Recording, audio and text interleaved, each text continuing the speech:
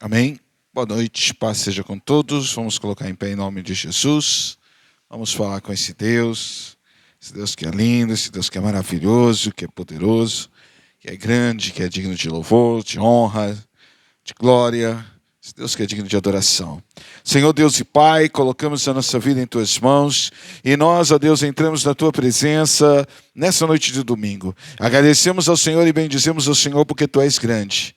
Agradecemos ao Senhor porque Tu és bom, porque o Senhor é tremendo, porque o Senhor é soberano, porque o Senhor é exaltado, porque o Senhor nos amou, nos perdoou, o Senhor nos aceitou como nós éramos e o Senhor nos deu a chance, a oportunidade de termos uma nova vida, de ter o nosso nome escrito no livro da vida. E isso, Senhor, não tem preço, porque o Senhor não nos rejeitou, não nos abandonou, mas o Senhor nos amou e amou primeiro. Como diz a Tua palavra, não fomos nós que te escolhemos, mas o Senhor nos escolheu, o Senhor nos chamou, e nós somos gratos por isso.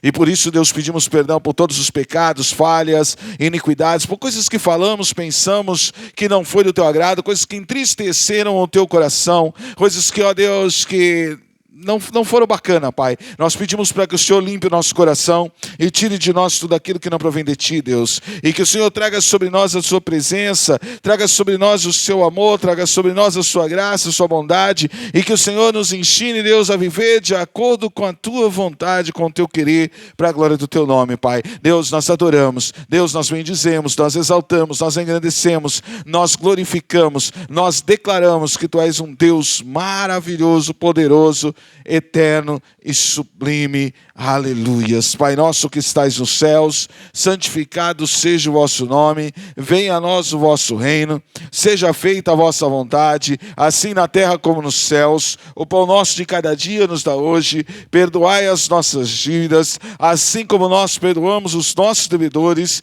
e não vos deixes cair em tentação, mas livra-nos do mal, porque Teu é o reino, o poder e a glória para todos sempre. Amém, Jesus. Diga comigo, glória ao Pai, glória ao Filho e glória ao Espírito Santo de Deus. Aleluia. Santo é o Seu nome, Pai. Eu quero ser Senhor amado, como um vaso nas mãos do oleiro.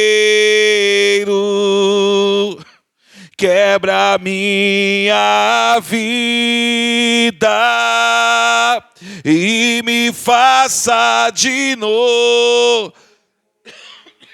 Eu quero ser, eu quero ser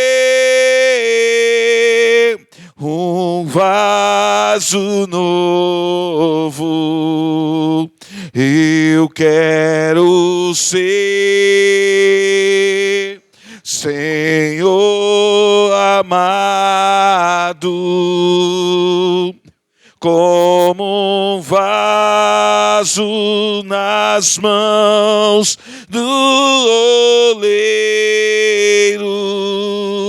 e quebra minha vida, aí me faça de novo. Eu quero ser, eu quero ser um vaso novo. Quebra minha vida e me faça de novo. Eu quero ser, eu quero ser um vaso novo. Aleluia, Jesus, nós queremos ser, Deus, um vaso nas Suas mãos. Iremos, ó Deus, colocar nossa vida nas Suas mãos. Iremos exaltar o Senhor, Pai, porque Tu és um Deus maravilhoso. Tu és um Deus grande, bom, tremendo. Aleluia, Jesus, amém? A alegria está no coração de quem já conhece Jesus. A verdadeira que já conhece.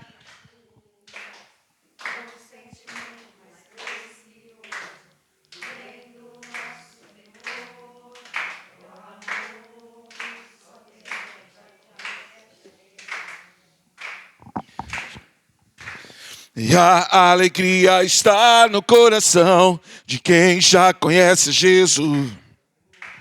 E a verdadeira paz só tem aquele que já conhece a Jesus. O sentimento mais precioso que vem do nosso Senhor é o amor que só tem quem já conhece Jesus. Posso pisar sobre tropas e saltar as... Aleluias, aleluias, posso pisar sobre tropas e saltar as muralhas, aleluias, aleluias. O sentimento mais precioso que vem do nosso Senhor é o amor que só tem quem já conhece Jesus. Alegria!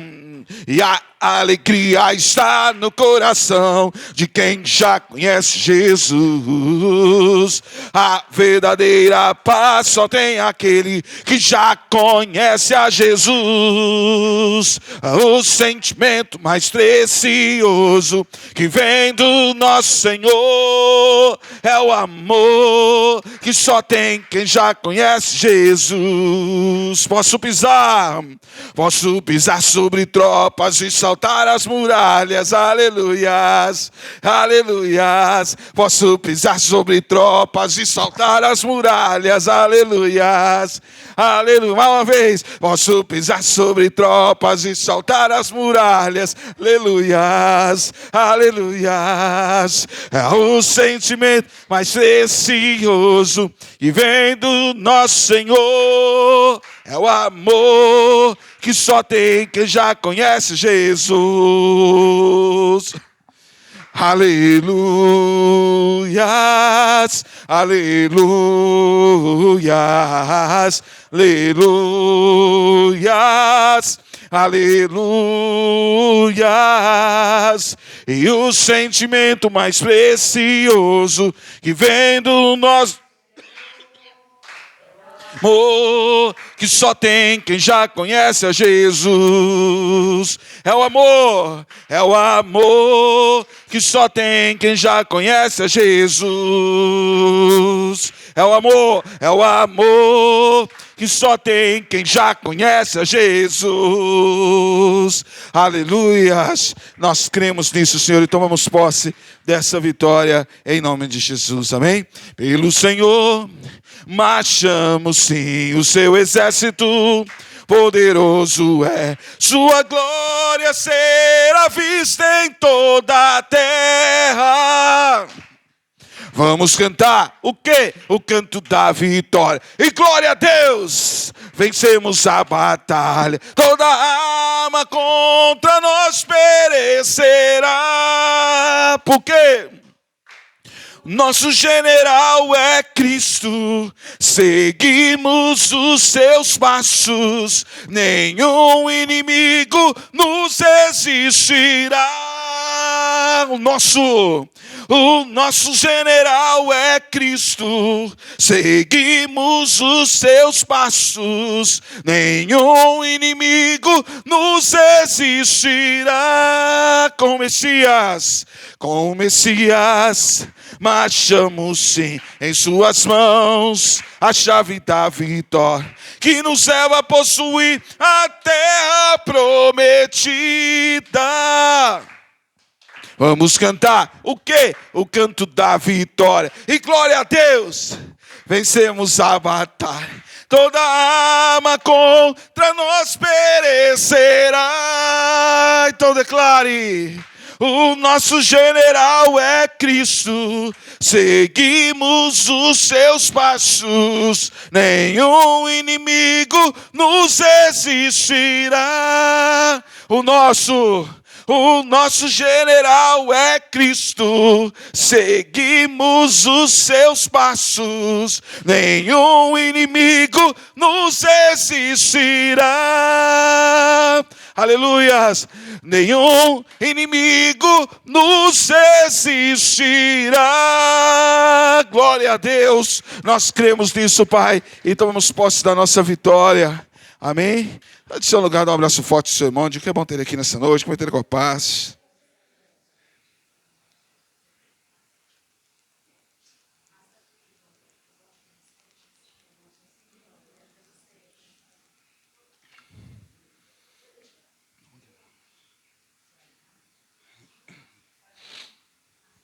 Aleluias.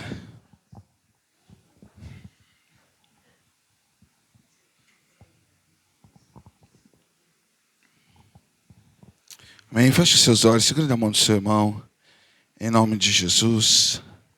Aleluias. Tu és lindo, Senhor, tu és poderoso. O meu orgulho me tirou do jardim. Sua humildade colocou jardim em mim. E se eu vender tudo que tenho, em troca do amor eu falharia. Pois o amor não se compra e nem se merece. O amor se ganha, de graça o recebe. Eu quero conhecer Jesus. Eu quero conhecer Jesus. Eu quero conhecer Jesus.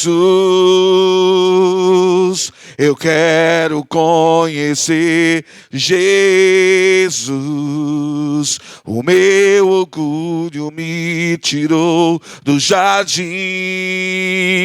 Sua humildade colocou jardim em mim. E se eu vender tudo que tenho, em troca do eu falharia, pois o amor não se compra e nem se merece. O amor se ganha, de graça o recebe. Eu quero conhecer Jesus. Eu quero conhecer Jesus. Eu quero conhecer Jesus. Eu quero conhecer Jesus.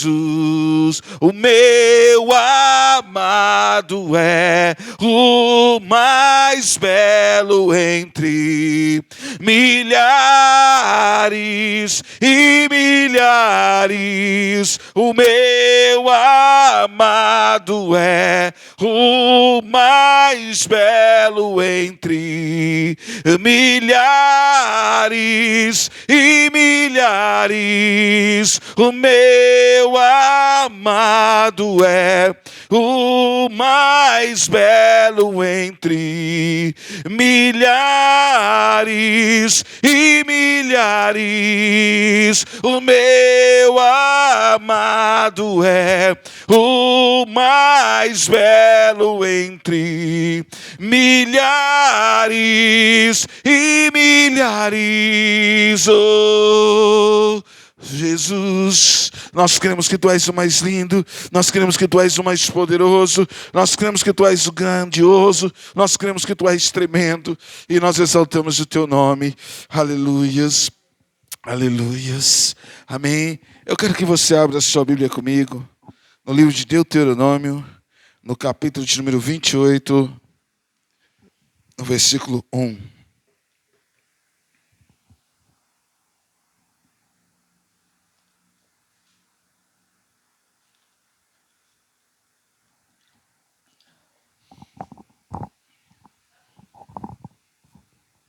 Deuteronômio, capítulo 28, verso 1.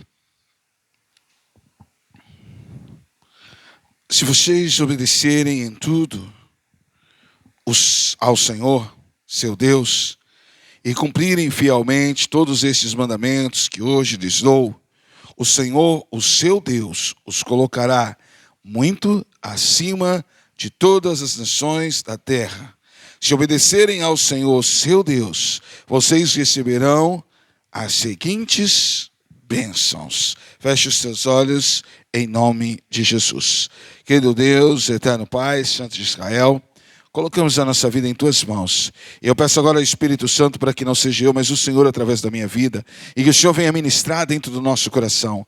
Que o Senhor venha colocar por terra agora, Deus, tudo aquilo que não é seu. Todo o Espírito da palavra, aquilo que faz a nossa mente ficar vagando no meio da mensagem. Que caia por terra agora. E que o Senhor leve o nosso pensamento cativo à obediência do senhorio de Cristo, Deus. E que não seja eu, mas o Teu Espírito Santo. E que a Sua palavra produza em nós vida. E que essa vida gere dentro de nós, ó Deus, transformação, abundância, gere dentro de nós mudança, Pai, em nome de Jesus, comunhão contigo, intimidade com o Senhor, é o que nós te pedimos e te agradecemos para a glória do Pai, do Filho e do Espírito Santo, amém. Jesus, pode se sentar no seu lugar, em nome de Jesus, amém. Quando o Senhor deu essa palavra a Moisés, Moisés levou essa palavra ao povo, e essa palavra ela era uma palavra simples, porém profunda, simples, porém clara, objetiva, que abria os olhos do povo e mostrava o caminho, tanto da bênção como da maldição. Tanto da bênção como da maldição. Porque nós lemos o livro de Deuteronômio, capítulo 28, o capítulo 28 do livro de Deuteronômio, às vezes nós achamos que são só as bênçãos, mas no final dele também tem a questão das maldições. E eu quero fazer um paralelo entre as duas para vocês hoje, em nome de Jesus. Então vamos lá. Primeiro, capítulo de número 28, versículo 1. Ele diz assim: se vocês obedecerem em tudo ao Senhor, o seu Deus, e cumprirem fielmente todos esses mandamentos que hoje Ele nos dá, o Senhor, seu Deus, nos colocará muito acima de todas as nações. Ou seja, o Senhor Deus vai nos colocar acima da média. Em tudo aquilo que você fizer, você vai fazer com excelência, porque Deus vai te colocar um degrau acima. A gente pega lá, vamos lá, José, ele viveu antes de Moisés, José do Egito. José levava o quê? A vida debaixo de princípios estabelecidos por Deus. Ele andava de uma forma fiel, ele era um homem fiel.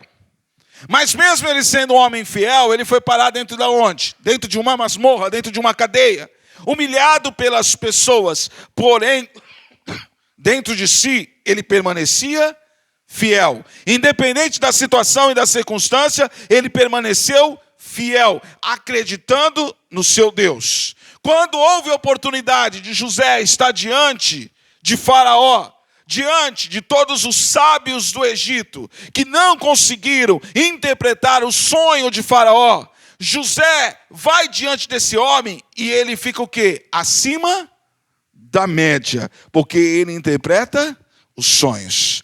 Quando Daniel e os seus amigos foram como exilados para a Babilônia, foram lá para trabalhar, para viver na Babilônia, eles quiseram ser iguais aos outros? Não, eles quiseram estar acima da média. E o que era estar acima da média? Eu não vou me contaminar com o manjar do rei. Eu vou viver para agradar o meu Deus. Não é porque eu estou no meio de todos que eu preciso ser igual a todos. Não é porque todos estão fazendo que eu preciso fazer também. Não é porque todos estão pecando, todos estão fazendo errado, que eu preciso fazer tudo errado para ser bem visto pelas pessoas. Não, eu preciso ser bem visto por Deus. Por Deus. Deus tem que olhar para mim e Deus tem que me aprovar. Deus tem que olhar para você e Deus tem que te aprovar. E quando nós falamos em conversão, nós falamos em você sair da direção da correnteza e ir ao oposto. Porque remar a favor da correnteza é uma coisa tranquila. Mas quando você vira o seu barco contra a correnteza e a correnteza vem forte de lá, e você começa a remar ao contrário, é muito mais difícil. Seus braços vão cansar. Você vai ficar fadigado. Você vai pensar em desistir, você vai pensar em abandonar, você vai pensar em olhar para trás e ir em direção da correnteza, porque é mais fácil. Mas a Bíblia diz que há caminhos que ao homem parece ser direito, mas o final desses caminhos são caminhos de morte, de destruição. Então, ir a favor da correnteza não é um negócio. Por quê? Porque ir a favor da correnteza é viver na mediunidade. É ser igual a todo mundo.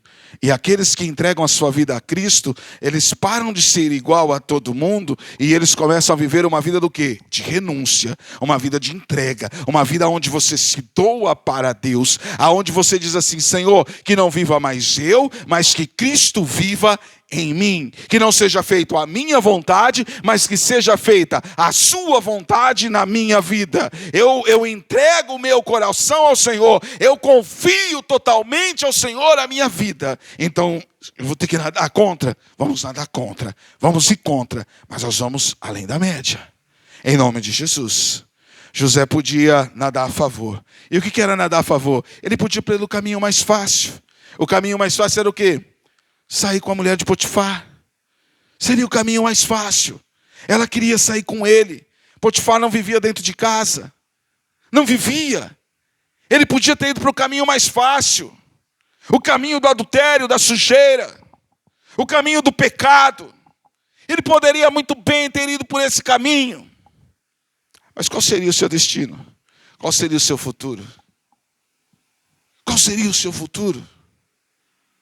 Então o caminho mais fácil não é o negócio, mas o caminho de renúncias é o negócio. A Bíblia diz aqui o quê? Que nós temos que permanecer fielmente a todos os mandamentos que hoje Ele nos dá. E então Ele vai nos colocar acima. Ou seja, vai nos colocar acima da média. E nós temos N exemplos dentro da palavra de Deus de homens que não viveram como a média. Era muito mais fácil para Abraão ficar dentro da casa dos seus pais, no meio da sua parentela, do que sair e ir para um lugar que ele nem sequer sabia onde era. Era muito mais fácil para Moisés continuar cuidando das ovelhas de Jetro, do que ir lá fuçar na sarça ardente para ver o que estava acontecendo. Era muito mais fácil para Davi continuar cuidando das ovelhas do seu pai, do que abrir mão das ovelhas do seu pai para encarar os exércitos filisteus, para encarar o gigante chamado Golias. Era muito mais fácil para Daniel, Sadraque, Mesaque e Abednego se adequar aos costumes da Babilônia, comer os manjares do rei, se dobrarem diante dos deuses do rei, do que enfrentar a fornalha de fogo ardente, do que enfrentar a cova dos leões. Era muito mais cômodo Jesus ter se dobrado diante de Satanás e confessado Satanás como todo-poderoso, do que olhar para ele e dizer para ele assim: não tentarás o Senhor teu Deus, porque somente a Ele adorarás e somente a Ele prestarás culto. E assim, de verdade, gente, eu tenho certeza que quando Jesus olhou para o diabo e disse aquilo, o diabo olhou nos olhos dele e disse assim: cara, você não imagina o que eu vou fazer para você. Essas pessoas não te merecem. Essas pessoas, elas vão te negar, elas vão te xingar, elas vão te humilhar. Essas pessoas, você vai dar a sua vida por elas, mas elas não te merecem. Presta bem atenção no que eu estou dizendo para você. Mas agora eu vou dizer uma coisa para você: sua morte vai ser lenta e a sua morte vai ser dolorida. Porque tudo aquilo que eu puder fazer para você sofrer, eu vou fazer para você sofrer. A morte de Jesus não foi fácil. As pessoas queriam que Jesus tivesse dor. É diferente dos caras que eram condenados à crucificação. Eles iam lá e eram crucificados. Ponto. Quando nós falamos de um ladrão em países do hemisfério norte que é condenado à morte, um homicida, um estrupador que é condenado à morte, ele não sofre como Jesus. Ele fica lá 500 anos lá esperando lá a hora da sua morte, mas na hora da sua morte colocam ele lá, injetam uma injeção letal e alguns segundos ele apaga. O cara fez as pessoas sofrerem, mas o sofrimento dele foi ficar esperando o dia da morte. Mas na hora da morte mesmo, Ele não tem um sofrimento do outro mundo. Ele simplesmente morre. Eles entenderam que ele não pode viver mais em sociedade e ele morre. Mas Jesus não. Jesus, ele foi chicoteado, rasgaram as suas vestes, deixaram ele nu. Hoje, o nudismo nos nossos dias é uma coisa, parece que banal, normal. Mas na época de Jesus, era vergonhoso. Era ridicularizar uma pessoa. Rasgaram todas as suas vestes.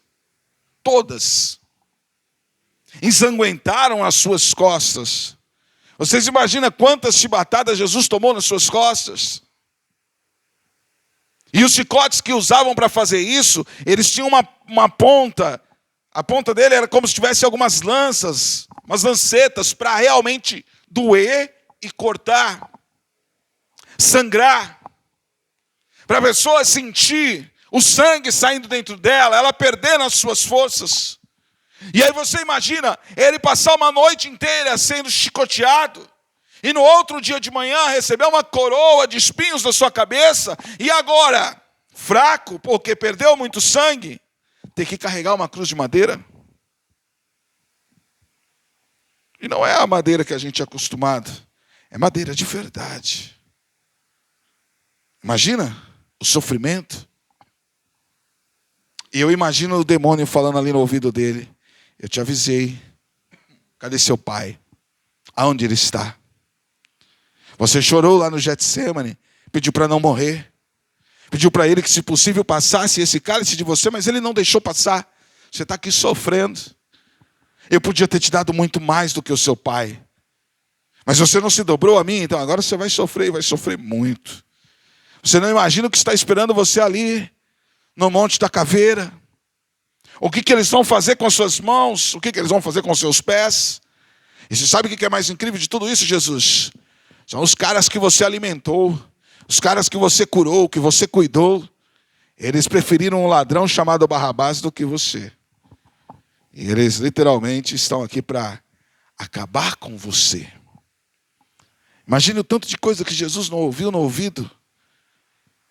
Porque em momentos de luta na nossa vida, nós ouvimos um monte de tranqueira no nosso ouvido. Porque o diabo é craque nisso. Abandona, desiste.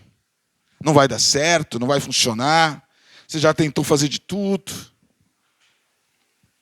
E aí o Espírito Santo lá dentro do nosso ouvido fala assim: há um tempo determinado para todas as coisas debaixo do céu. Há um tempo determinado. Nada acontece por um acaso. Calma. Tenha paciência, há um tempo determinado. Tenha paciência, confie, há um tempo determinado. Acredite, há um tempo determinado. Gere essa certeza dentro de você, há um tempo determinado. E você olhando e dizendo assim: Deus, mas há um tempo determinado. E aí você imagina Jesus lá na cruz, as pessoas zombando dele, dando vinagre para ele beber, morrendo de sede. Mas ele permaneceu o quê? Fiel aos seus princípios. E lá ele dizia o quê? Pai, perdoa eles, porque eles não sabem o que fazem. Quando que eles reconheceram que era o Filho de Deus? Quando ele clamou, Eli, Eli, sabactame, expirou, reclinou a sua cabeça e perdeu o seu fôlego e morreu. Naquele momento a Bíblia diz que houve um grande terremoto e os céus se escureceram. E naquele momento todos olharam e disseram: verdadeiramente este era o Filho de Deus. Mas ele não era, ele é. E ele continuará sendo. Então aqui em Deuteronômio, quando a Bíblia diz para nós que nós temos que permanecer fiel, que ele vai nos colocar acima da média, nós temos que crer e temos que colocar isso dentro do nosso coração. Por mais que digam não, sim, eu acredito. Os irmãos de Davi não acreditavam em Davi, o pai de Davi não acreditava em Davi, mas ele tinha certeza dentro do seu coração. Seus irmãos, quando viram ele no campo de batalha, disseram o quê? Vai para casa cuidar das poucas ovelhas do nosso pai. Porque se você morrer aqui, o nosso pai vai acabar conosco. Então vai para casa. Você é só um menino. Mas ele dizia o quê? Quem é o incircuncioso que vai afrontar o exército do Deus vivo? No físico, ele era franzino, de boa aparência, não aguentava com uma espada, não aguentava com um escudo, não aguentava com vestir uma armadura, não tinha armadura para o seu tamanho, porque ele era franzino, raquítico, pequeno, baixa estatura. Mas lá dentro de si, ele estava acima da média. Ele tinha algum recurso para enfrentar o Golias? Não. Ninguém derruba um homem de 3 metros de altura com um estilingue. Pode machucar, mas derrubar não. Derrubar não. Ninguém derruba. Quando eu era criança, a gente brincava de guerra de estilingue. E a gente brincava de guerra com mamona. Mas quando as mamonas acabavam e o negócio estava no meio da história, a gente apelava para as pedras. E uma vez eu tomei uma baita de uma pedrada na minha cabeça, e eu só vi o sangue escorrendo, mas não me derrubou. Eu estava mais com medo de chegar em casa e saber o que minha mãe ia fazer, do que com a bendita da pedra que me deu 3 pontos na cabeça. Eu estava mais com medo de chegar em casa, porque o negócio não ia prestar. E aí meu primo virou para mim e falou assim, agora ela vai acabar com nossos estilingue. E realmente, ela acabou com os estilingue. Foi embora, mas não derrubou, mas sangrou. Então derrubaria um gigante com uma pedrada? Não. É mais uma funda, que é quase um estilingue, mas não é um estilingue. É um negócio que você coloca lá, gira e solta. Para você girar e soltar certinho, o estilingue você mira. Você tem a forquilha ali, você tem o sorinho, você puxa certinho. E você mira. Ele acerta muito. Mas a molecada de hoje não sabe o que é estilingue. E provavelmente não saberão. Mas os mais antigos sabem. Mas uma funda era muito mais difícil. Mas Davi estava acima da média. Coloca a mão na sua cabeça. E diga comigo assim, ó. Deus não me fez para viver segundo a média. Para viver igual aos outros. Diga, Deus me fez a sua imagem e a sua semelhança. Então, eu sou muito mais do que aquilo que as pessoas acreditam. Porque quem me chamou é fiel para cumprir. E eu não dependo da aprovação das pessoas, porque eu confio no Deus Todo-Poderoso. E eu sei que aquele que começou a boa obra na minha vida não vai parar enquanto não for dia perfeito. E se Ele diz que eu sou mais que vencedor eu serei. Se Ele diz que eu posso todas as coisas nele, porque Ele me fortalece, então fortalecido eu me sinto. E eu sei que aquele que começou a boa obra na minha vida vai terminar na hora certa, em nome de Jesus. Mas nós temos que crer. Isso tem que gerar dentro de nós. Isso tem que ser real dentro de nós. Você imagina para Pedro, pescador de peixes, que não foi criado dentro de uma escola, de uma faculdade. E a Bíblia diz que ele era indouto, ele não era conhecido das letras. Não era o cara que lia fluentemente, que falava fluentemente. Aí o cara abandona o barco para poder falar de Deus. E fala com uma eloquência que nunca sequer na história da humanidade aconteceu o que aconteceu com Pedro. Já existiram grandes batismos que foram organizados e pleiteados durante um ano todo, com várias pessoas organizando toda aquela história. Mas batizar 3.500 pessoas num único dia, com uma única só pessoa, porque todos ali eram incrédulos, só Pedro. Porque o cara entendeu. Então você não está na média, você está acima. Sabe quando a Bíblia diz assim, nem olhos viram, nem ouvidos ouviram, nem jamais penetrou no coração do homem o que Deus tem preparado para aqueles que o amam? Tem que estar claro para você. E você tem que ter essa certeza dentro de você, em nome de Jesus. Olha, ele diz aqui assim, ó, versículo 2.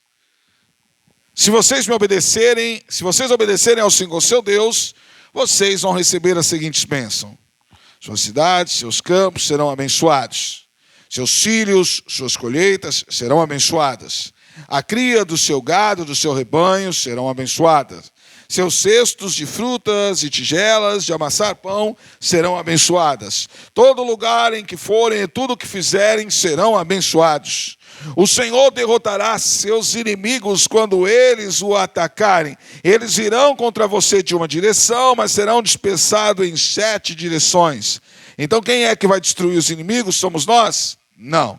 O próprio Deus. Diz assim: e o Senhor garantirá a bênção em tudo o que vocês fizerem, encherá os seus celeiros de cereais. O Senhor, o seu Deus, abençoará na terra que Ele está dando a vocês. Contudo, precisam obedecer aos mandamentos do Senhor, seu Deus, andar em seus caminhos. E então o Senhor os constituirá como povo santo, conforme Ele prometeu sob juramento. Assim todas as nações da terra verão que vocês são um povo que o Senhor tomou para si e os temerão. O Senhor lhes dará prosperidade na terra que Ele jurou aos seus antepassados que daria a vocês. E abençoará com muitos filhos, rebanhos numerosos, colheitas fartas. E no tempo certo o Senhor enviará chuva do seu rico tesouro no céu e abençoará todo o trabalho que vocês realizarem. Vocês emprestarão a muitas nações, mas vocês jamais precisarão tomar emprestado delas. Se derem ouvidos a esses mandamentos que hoje lhes dou, se cumprirem fielmente, o Senhor os fará cabeça e não cauda. Estarão sempre por cima e nunca por baixo. Mas não se desviem, por menos que seja, de nenhum dos mandamentos que hoje o Senhor nos dá. E não sigam, outros deuses e nem os adorem. Então, essa é a analogia que Moisés traz ao povo sobre a questão de andar debaixo dos princípios de Deus. Mas aí ele mostra a outra parte. E a outra parte está lá no versículo 15. Mas se vocês se recusarem, dar ouvidos ao Senhor, o seu Deus, e não cumprirem todos os mandamentos e decretos que hoje Ele dá, as seguintes maldições cairão sobre vocês e os atingirão. Então, quando nós não vivemos debaixo de princípios, nós vivemos debaixo de maldições. Então nós temos que fugir do quê? Das maldições. E para fugir das maldições, nós temos que ver do quê? Debaixo de princípios. De princípios estabelecidos por Deus. E talvez você vai dizer para mim assim: pastor, mas aquela pessoa que faz tudo errado, parece que ela funciona mais do que eu que faço tudo certo. Do que eu que faço tudo certo. Ela faz tudo errado e parece que a vida dela flui de um jeito que, assim, de verdade, eu não consigo entender. Então observa. Apenas isso. O sol está brilhando, ela está fazendo. Mas no dia em que ela menos espera, os gafanhotos chegam e eles destroem tudo. E quem são os gafanhotos? São aqueles que estavam entregando em suas mãos os próprios demônios. Porque elas acreditam que está tudo bem. E a maioria dos assaltos acontecem quando? Quando está tudo bem.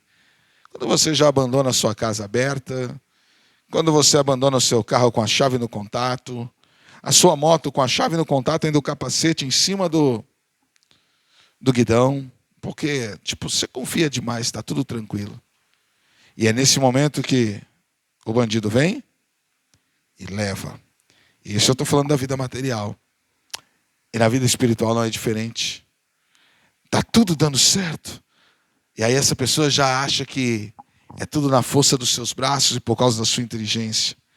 Então ela já não ora mais, ela não jejua mais, ela não consegue mais fazer um momento devocional, um momento dela e Deus, Deus e ela. E então ela vai caminhando com as suas próprias pernas, porque agora, a vida dela está fluindo. Mas mal sabe ela que ela está caminhando a passos largos para o inferno. Mal sabe ela o que aguarda ela no futuro próximo, se ela não se converter e se arrepender e buscar o Senhor de todo o seu coração. Porque Deus não negocia princípios. Deus não negocia com a sua palavra. Como disse Moisés aqui, ele prometeu sob juramento. Então ele não vai negociar, ele não vai voltar atrás. Aquilo que ele falou, ele cumpre, aquilo que ele disse, ele faz. Mesmo que isso doa dentro dele, ele vai fazer. Se eu não vivo debaixo de princípios estabelecidos por Deus, tem que estar claro na minha mente que eu tenho maldições na minha vida e que eu vou morar no inferno. Se eu vivo debaixo de princípios estabelecidos por Deus, tem que estar claro na minha mente que o Todo-Poderoso está cuidando de mim e na hora certa Ele vai fazer brilhar. Mas é na hora dele, no momento dele. Mas eu estou vivendo debaixo de princípios estabelecidos por Ele. Então isso tem que estar claro, isso tem que estar na nossa mente, isso tem que estar muito claro dentro do nosso coração. As pessoas querem fazer a obra, mas não querem servir o Senhor da obra. As pessoas querem se aparecer para o povo, como se o povo fosse uma plateia, e nós não estamos aqui para ter plateia, estamos aqui para cultuar a Deus. Cultuar o Todo-Poderoso. E não para se apresentar para as pessoas, e sim para cultuar, para adorar ao Senhor Jesus. E talvez a gente pergunte assim, mas por que está acontecendo tudo isso dentro da igreja de Jesus nos nossos dias? Porque o povo quer ser plateia e não quer abrir mão do pecado, simples. Porque é mais fácil agradar ao homem do que agradar a Deus. Não se faz mais culto para agradar a Deus, faz culto para agradar as pessoas. Então, se você quer dar risada, se eu quero dar risada, nós temos que ir na onde? No teatro, assistir um stand-up, ou colocar um filme de comédia para assistir em casa, ou ir no cinema assistir um filme de comédia. E assim sucessivamente. Na igreja nós íamos o quê? Para adorar a Deus. Lembra quando Jesus entrou dentro do templo? Havia o que lá dentro do templo? Um monte de vendedores, de cambistas. O que eram esses homens? Era assim. Se você tivesse algum pecado, você precisava comprar alguma coisa e oferecer. O que a igreja romana fez por muito tempo com as indulgências. Você ia lá e confessava ao sacerdote seus pecados, e ele chegava para você e dizia assim, olha, você tem que comprar um pedacinho do céu, comprar a sua salvação. Então, para isso, você tem que entregar tanto de dinheiro lá na tesouraria. Isso não tinha nada a ver com dízimo e oferta. Se vendia coisas do céu aqui na terra. E o céu não se compra. Eis o X da questão. E quando Jesus entra dentro do templo, tinha o quê? Um estilo de indulgência. Se vendendo coisas. E aí nós vemos a soberania de Jesus. Presta atenção. Jesus entra dentro do templo e a Bíblia é clara. Ele derruba todas as mesas, todas as barracas daqueles vendedores e destrói. E a Bíblia diz que ele está irreconhecível, ele tem um chicote nas suas mãos. E a Bíblia diz que o zelo pela casa de Deus lhe consumia. E a Bíblia diz que ele ora e diz assim, esta é a casa do meu Pai. Esta casa é para ser chamada casa de oração e nada mais. E todos ficam pasmos. Haviam soldados ali dentro. Poderiam ter matado Jesus ali dentro. E por que ninguém colocou a mão em Jesus ali dentro? Por que ninguém colocou a mão? Vamos ser honestos, Jesus foi para a cruz porque ele entendeu o princípio do Pai e ele o obedeceu. Mas se Jesus não quisesse ir para a cruz, não tinha um que colocava as mãos em Jesus. Porque ele tem todo o poder. Ele tem todo o poder. Quantas pessoas ele curou? Ressuscitou? Quando ele foi preso, Pedro vai lá e arranca a orelha do soldado chamado Malco. Ele pega o quê? Ele pega a orelha do cara amputada e coloca de novo no lugar e volta ao normal. Vamos ser honestos. Se ele não quisesse ser crucificado, tinha alguém que crucificava ele?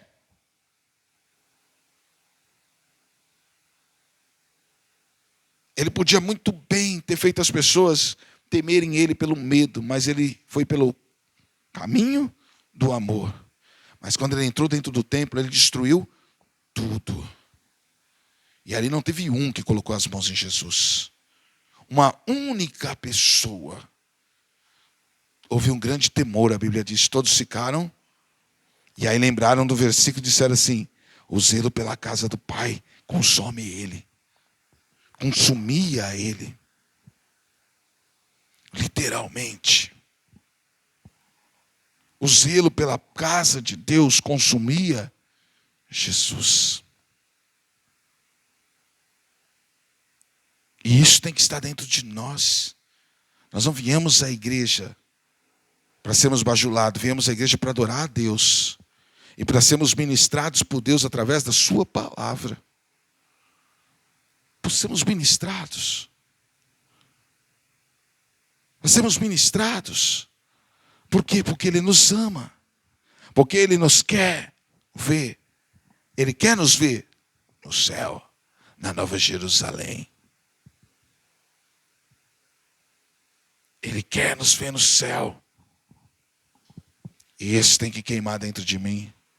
Sabe quando eu digo, na Nova Jerusalém, tua noiva vai entrar.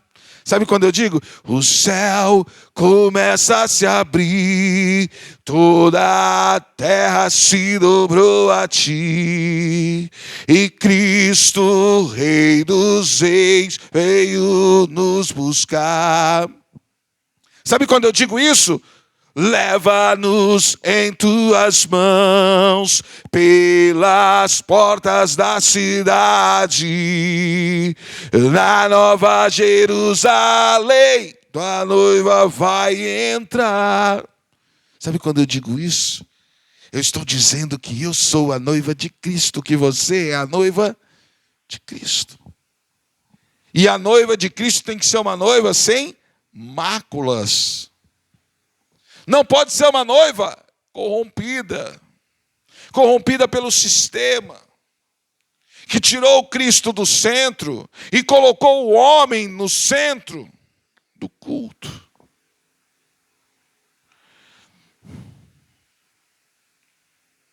O sistema, ele é pesado. Mas Jesus não mudou. Ele continua igual. Continua igual. Trabalhar as emoções das pessoas é a coisa mais fácil do mundo. Quantos de vocês, sejam honestos comigo, já assistiram um filme e choraram no final, ou em uma cena qualquer do filme? É verdade ou não é? Quantos de nós já choramos em um filme? Em um final de uma novela? Ou por causa de uma música? Isso são emoções. E Deus, ele não trabalha nas emoções. Deus, ele trabalha na razão. Porque vamos ser sinceros.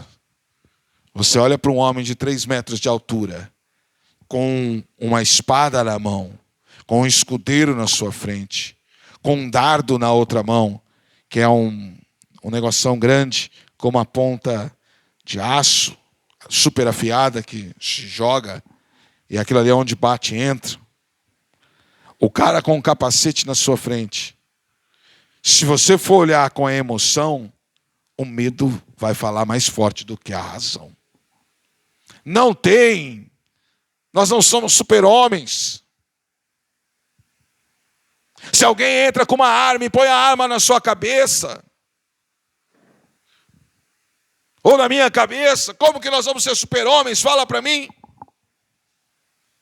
Então, na emoção, nós perdemos. Deus é o Deus que trabalha na razão. Porque se Jesus estava vivendo na terra como humano, ele sentiu dor. E não foi pouca dor. Não foi pouca dor. Quantas vezes nós cortamos o nosso dedo, ou nós queimamos em uma panela quente, ou derrubamos alguma coisa quente e dói demais. Pare e pensa. Ainda mais quando o corte é profundo, que você olha assim, meu Deus, aquilo ali é horrível. Agora você imagine as costas dele toda dilacerada. A dor que ele não estava tendo. Não tinha vacina de tétano, gente. O ferro entrou nas suas costas. Jesus morreu por vários fatores. Por causa do sangramento, por causa do tétano. Imagine a febre que deu em Jesus, porque com certeza deu muita febre nele ali. Imagina tudo que ele sentiu naquela morte. Se fosse deixar o lado emocional falar mais forte, ele tinha desistido. Ele tinha abandonado. Quantos irmãos nossos estão morrendo na África, na Ásia, por servirem a Jesus? Quantos irmãos nossos, dá um Google lá e coloca igreja perseguida para vocês verem. Quantos irmãos nossos em Cristo estão morrendo por não quererem abandonar Jesus? Esse nome tem tanto poder que eles literalmente querem que você negue o nome. Você pode ser a pior pessoa do mundo, desde que você negue Jesus. O X da questão está você usar o nome de Jesus. E tudo tem que ser feito em nome de quem? De Jesus. Coloca lá para vocês verem. A igreja de Cristo do Ocidente está longe de aguentar a pressão da igreja do Oriente. Porque a igreja do Oriente, ela não sofre com essas perseguições por causa de política, porque vai ter uma pessoa com questão LGBT dentro da igreja ou não. Isso aí é fichinha para eles. Eles sofrem por causa do nome de Jesus. E sofrem com a própria vida. A igreja do Ocidente não aguenta a tribulação 5 dias. Quando a besta dizer assim, ou marca com 666, ou não come, não compra, não vende, não tem remédio, não tem médico, não tem nada. Quantos dias vocês dão para a igreja do Ocidente aguentar ficar sem a marca da besta? Analisa.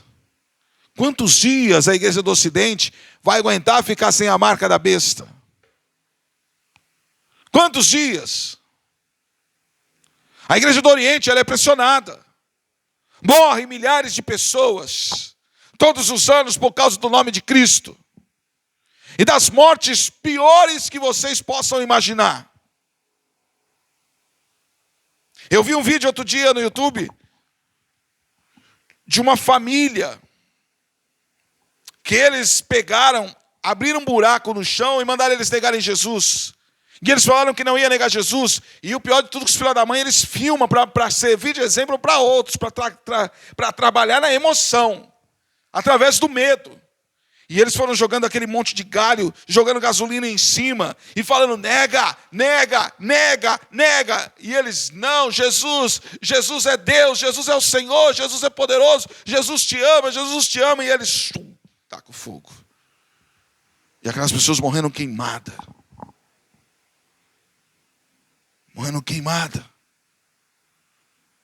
É a igreja de Cristo. Nós não podemos generalizar, mas nós podemos sim afirmar que uma boa parte da igreja do Ocidente não tem Cristo no centro. Tem o homem. Cristo passou longe faz tempo, porque não vive debaixo de princípios. Não vive debaixo de princípios estabelecidos por Deus. Se acontecer uma perseguição dessa, nega Jesus. Tranquilamente. Nega Jesus. E nós temos que viver acima da média. Viver na média, nós vamos concordar com o pecado. Viver na média, nós vamos pecar e pecar em paz. E está tudo jóia. Mas viver acima da média, nós vamos renunciar a nós mesmos.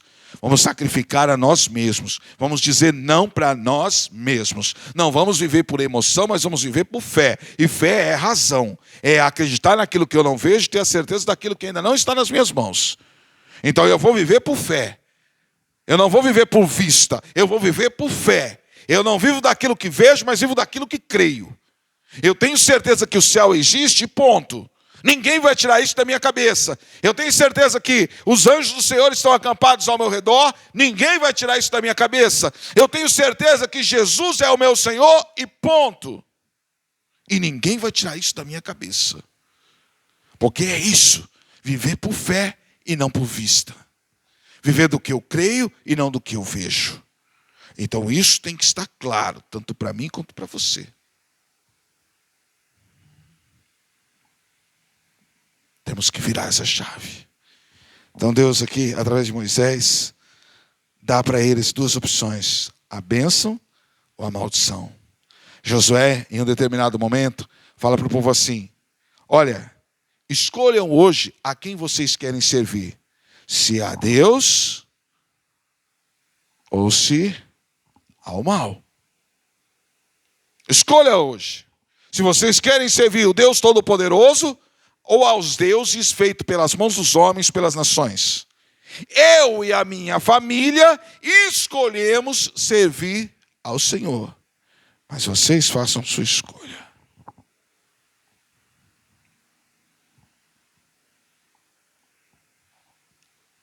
Nosso Deus nos ama. E andar debaixo dos seus princípios é algo excelente para as nossas vidas. Então vamos viver para agradar a Deus. Vamos chamar a atenção de Deus. Tem lutas? Tem. Vamos ficar firmes. Porque Ele vai nos ajudar a enfrentar todas elas. E nós vamos vencer. Vamos dobrar nossos joelhos em oração. Vamos fazer nossa parte. Vamos falar de Jesus às pessoas que carecem da glória de Deus. E vamos andar e caminhar. Entender que Ele nos amou primeiro. E Ele tem coisas grandes para fazer na nossa vida. Se coloque em pé no seu lugar em nome de Jesus. Eu quero que você feche os seus olhos. E coloque as mãos sobre o seu coração.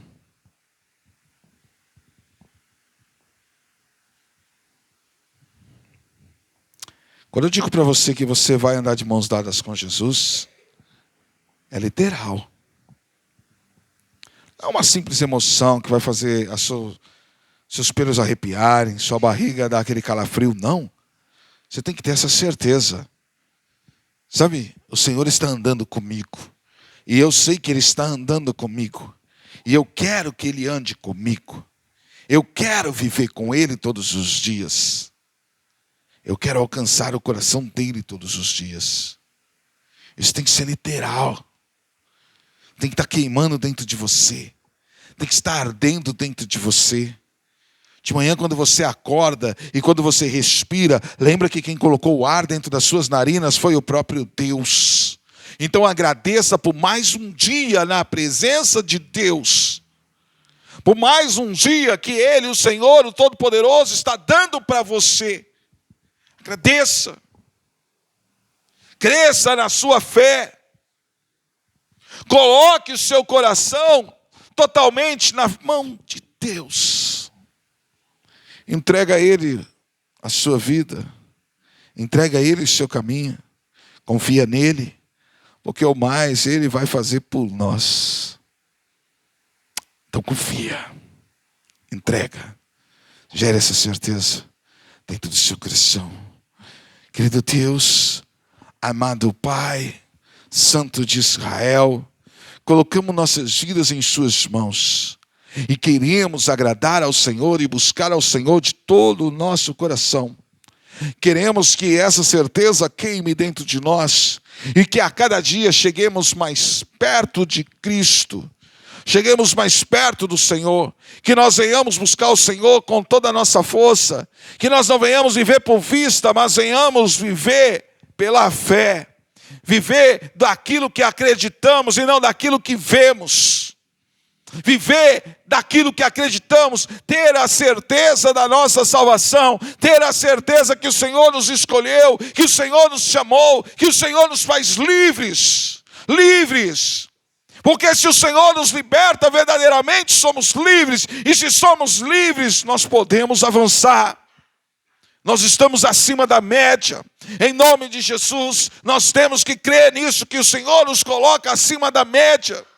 E nós rejeitamos tudo aquilo que não provém de Ti e colocamos a nossa vida nas Tuas mãos, porque queremos a Tua presença viva dentro de nós a cada dia, em nome de Jesus. Limpa o nosso coração, tira de nós aquilo que não é seu e cobre a nossa vida com Teu sangue, porque sabemos que agindo o Senhor na nossa vida, ninguém, mas ninguém impedirá. Então nós tomamos posse da nossa vitória. Em nome de Jesus. Amém? Creia. Aplique a sua fé. Gere certezas e convicções dentro de você. É literal. Segura forte aí na mão dessa pessoa que está do seu lado. Fala para ela assim, tá vendo? Estou segurando suas mãos. Fala para ela assim, da mesma forma que eu seguro nas suas mãos, fala, Deus também está segurando. Amém? Em nome de Jesus. Creia nisso.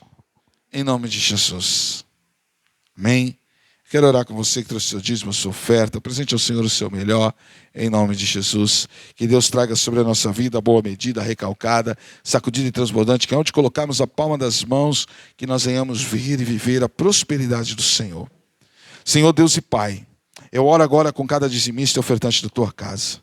Eu peço agora, Deus, para que o Senhor repreenda o devorador da vida deles. Que o Senhor coloque por terra agora tudo aquilo que não provém de ti. Toda obra do mal, Deus, em nome de Jesus. Que o Senhor abra a janela dos céus e traga sobre eles a boa medida, recalcada, sacudida e transbordante. E que aonde eles colocarem a palma das mãos, que eles vivam e vejam a prosperidade do Senhor. É o que eu te peço e te agradeço para a glória do teu nome. Amém. Paz para que você abençoe em nome de Jesus.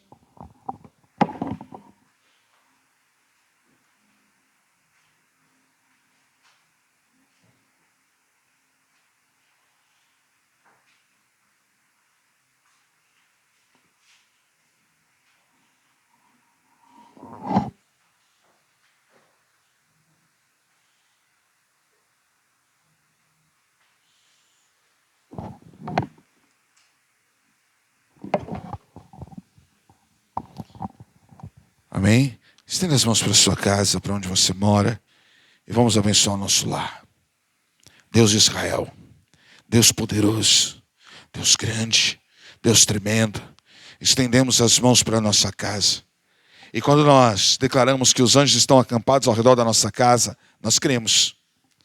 Nós sabemos que há anjos lá com espadas desembanhadas, cuidando, livrando de assalto, livrando de mal olhado, livrando de palavra de maldição, livrando de coisas ruins. Nós cremos, nós temos essa certeza dentro do nosso coração. E nós abençoamos a nossa casa. Nós declaramos salvação, nós declaramos cura. Nós declaramos, ó Deus, o milagre do Senhor sobre o nosso lar. E nós cremos nisso, Deus. Nós temos essa certeza impregnada dentro de nós que o Senhor está cuidando da nossa casa. Então nós abençoamos a nossa casa agora, em nome de Jesus. E nós profetizamos sobre ela o melhor, para a glória do teu nome. Amém. Senhor Deus e Pai, nós te agradecemos por essa noite, por cada pessoa que aqui está. Eu peço para que o Senhor abençoe a vida de cada um deles e abençoe a semana de cada um deles. Que eles tenham uma semana, Deus, magnífica, poderosa, abençoada pelo Senhor. Que caia por terra, Deus, tudo aquilo que não é seu. Que o Senhor os proteja, guarde, cuide, livre de todo mal. e que o Senhor derrame sobre eles o melhor. E que o grande amor de Deus, a graça do Senhor Jesus Cristo e a comunhão do Espírito Santo esteja com todos nós, hoje, sempre e amém. Em nome de Jesus. Comente sua mão com a paz. Deus abençoe em nome de Jesus.